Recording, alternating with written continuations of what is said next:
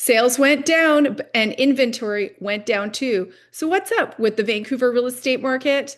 I'm Christine Kopr with Sotheby's Realty, and I'm here to give you your September market update. Well, if you've been paying attention to my channel, you've noticed or heard that sales have been increasing slightly for the last 4 months. Now, August, it took a bit of a step back, but is that cause for worry?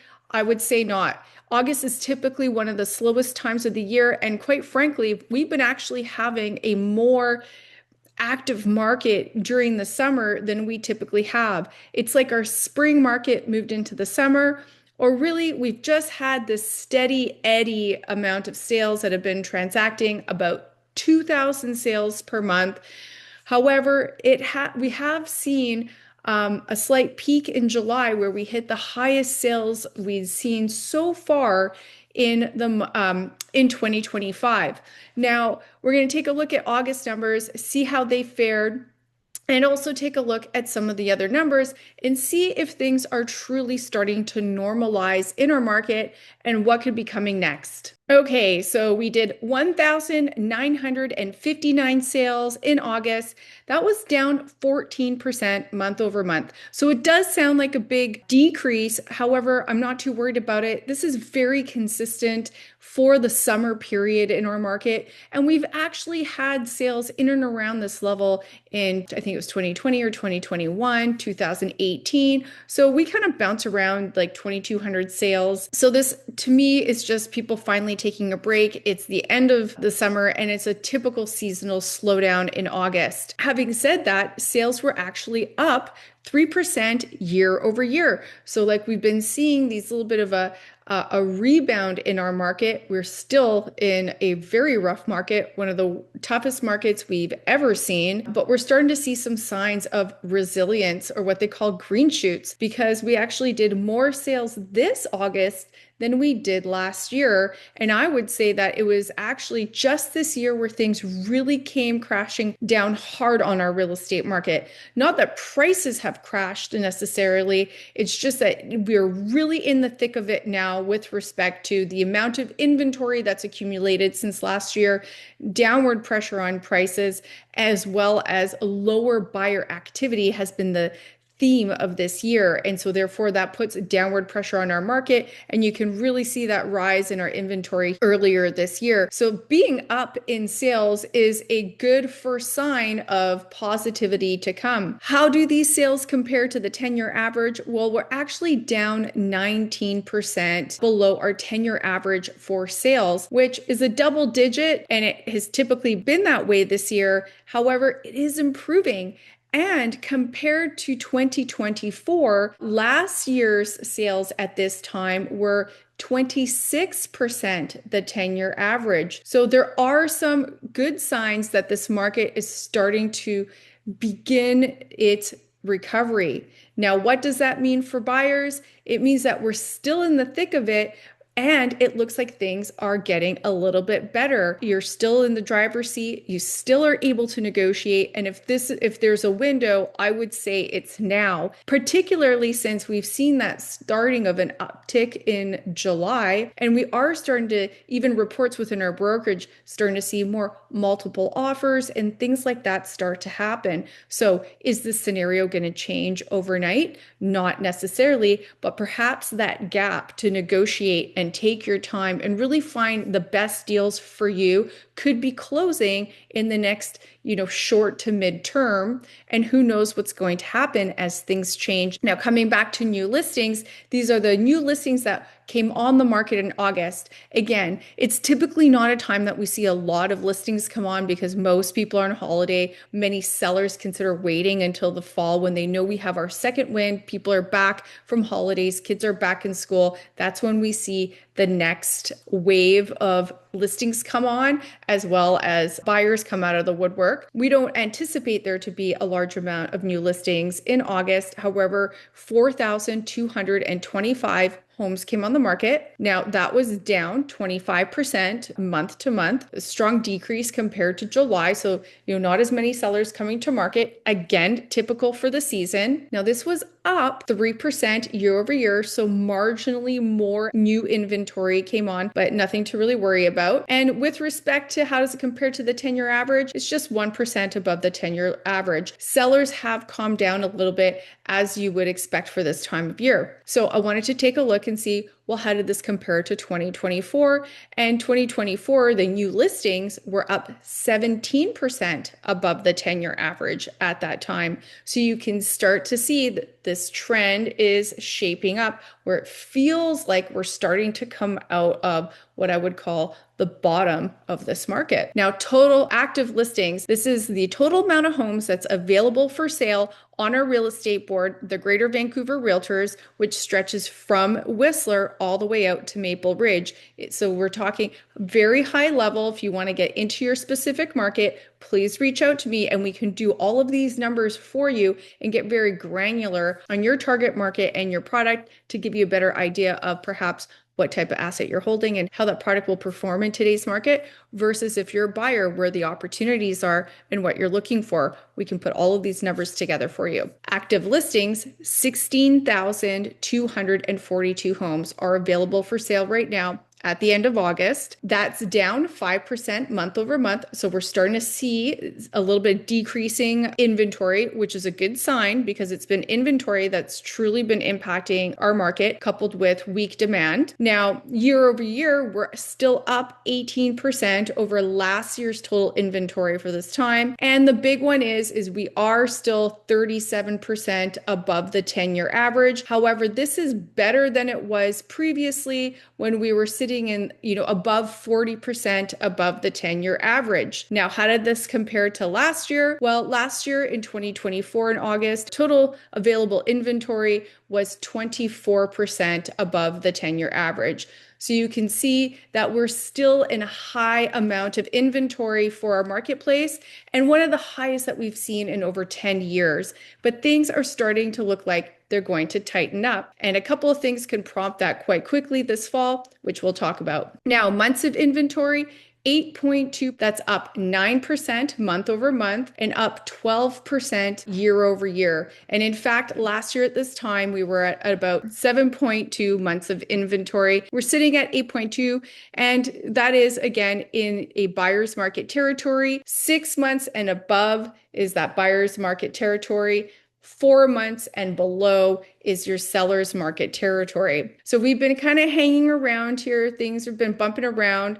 Prices, which we're going to talk about next, have also been bumping around. However, as you can see, we are in that buyer's market territory, and we've seen that little bit of downward pressure on prices decreasing a little bit each month, and that starts to add up a little bit over time. So speaking of benchmark price, we're now sitting at 1.150 for the benchmark. That's down 1.3% month over month and down 3.8% year over year. We're down about 5 to 10% decrease on prices from the peak, but only about 2% since January this year. So you can see that the price decreases recently have been a bit slow. They've been accumulating, and perhaps eventually that will start to turn around and turn that corner. But how do you know when prices have gone up? When they've already turned around and have gone up. So the best time to buy is obviously when prices are about flat or maybe have a little bit of downward pressure, so you can negotiate a really great deal. Next up, we're going to take a look at each of the individual markets, have a look at how we're doing with months of inventory, or in this case, we're going to look at sales to actives ratio. It's another way of seeing how fast is product selling through. 12% and below, we're getting a little bit more granular. So 12% and below is considered buyer's market. 21% and above is considered a seller's market.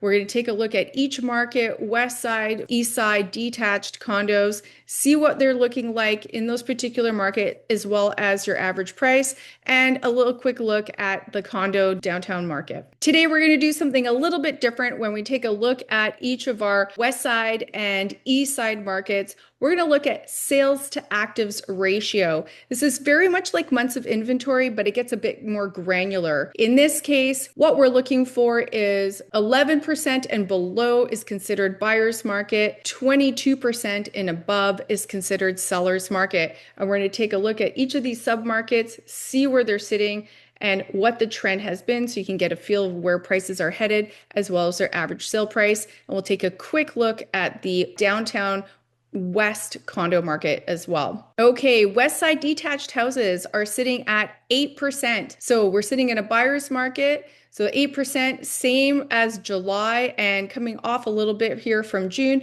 but you can see they've pretty much been bouncing around in this buyer's market territory, actually improving since January and February when they were sitting at about 6%. Nonetheless, West Side detached is sitting in a buyer's market. So great opportunity for those of you that are looking in that market space, with your average price being 3.1 million. But the best performers in the West Side would be Arbutus at 21%, just coming out of the seller's market into a balanced market. And with your worst being Shaughnessy only being a 1% sales to actives ratio. And sometimes it just has to do with the amount of inventory or the type of inventory for sale and whether it transacts very often. As you know, Shaughnessy is not very dense, and sometimes sales in those particular markets are a little bit slower than other markets with more average price listings. West Side condos and townhomes are sitting at 18%, so that's a balanced market. They came up from 17% last month, and they've been kind of sitting around just under that seller's market on the upper end of the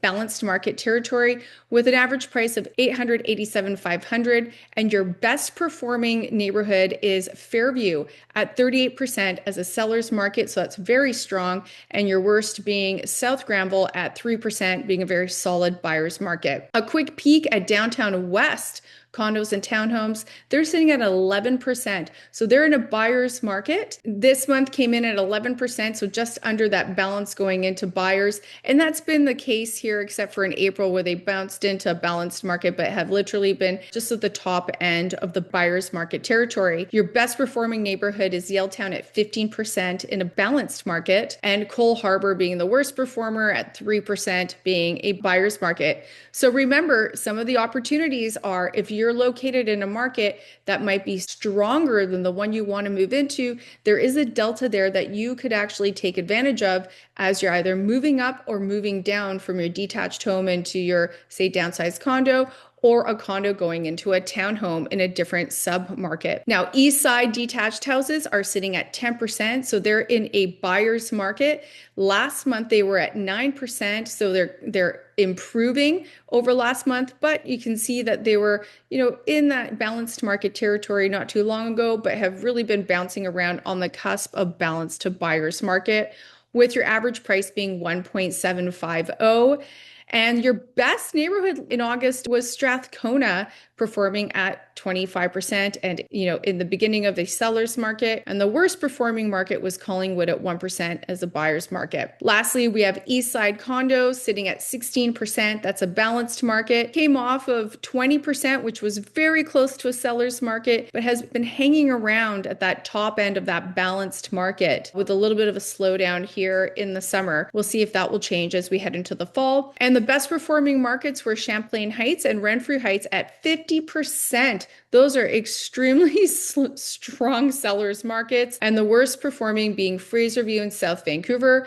And I do want to note that Fraserview had no condos listed, but South Vancouver does. It has 18 active listings and 0 sales in August. Again, August is a little bit seasonal, but if you're looking for opportunities, here's your chance in a market where product hasn't sold and the days on market are accumulating. Heading over to the economy, what's happening next? Well, we got our GDP numbers out. GDP was up 1.7%, down from 1.9 the period previous. So that's not good on the economic productivity front of the country. And we've just had recent unemployment print here, and unemployment is going up. It ticked up about 0.2 to 0.3% from 6.9 to 7.1 across Canada.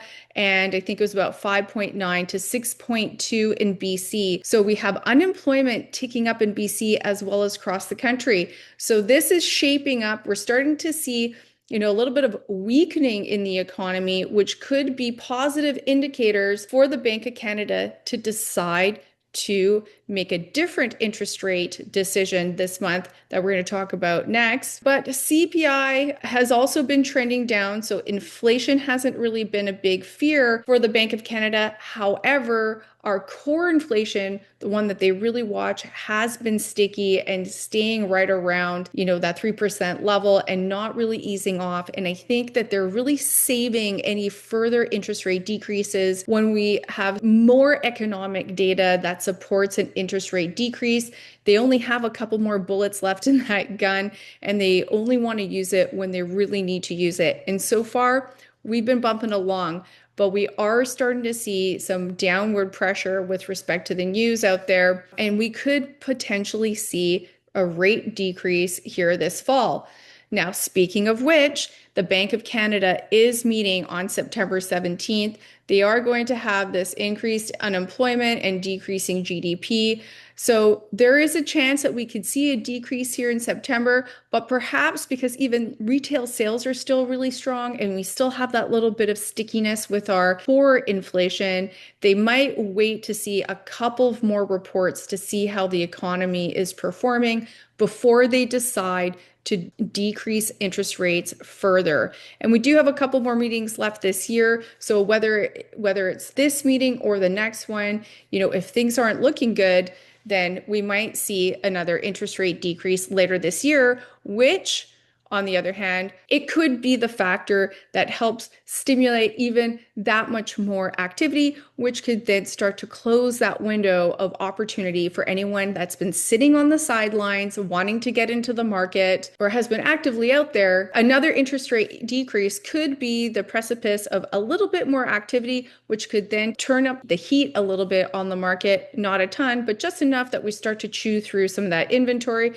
and that window of negotiating some super smoking deals starts to close. So if you've been on the sideline, or if you're out there shopping, make sure you start to take it seriously and take advantage of this opportunity. And heck, negotiate a great deal. Protect yourself from the downside, but at least you can get into the market in a time where the market is still favoring the buyers. Now, as those of you know, when the Bank of Canada does decrease the interest rate, it actually impacts the variable interest rate. But many mortgage holders and purchasers of new mortgages or homeowners are looking for a fixed rate. And the Bank of Canada bond yield had increased here in July, but it's now starting to come off again down to 2.7. That's lower than it was back in August. So we might actually see some decreases in the fixed rate mortgage market.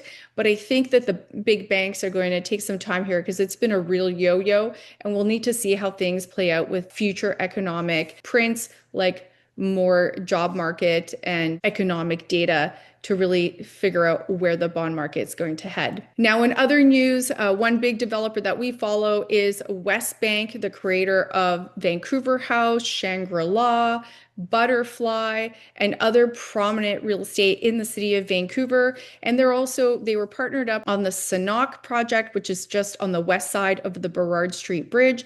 They've recently sold out their position in phase 1 and phase 2 of this project. One of the, I think is the Ontario Union Fund, has stepped in and purchased their position, and therefore increasing their position in this legacy project that is going to just transform the skyline on the west side of Vancouver. I think one of the things that they discuss is that this is really securing the capital to move this project forward.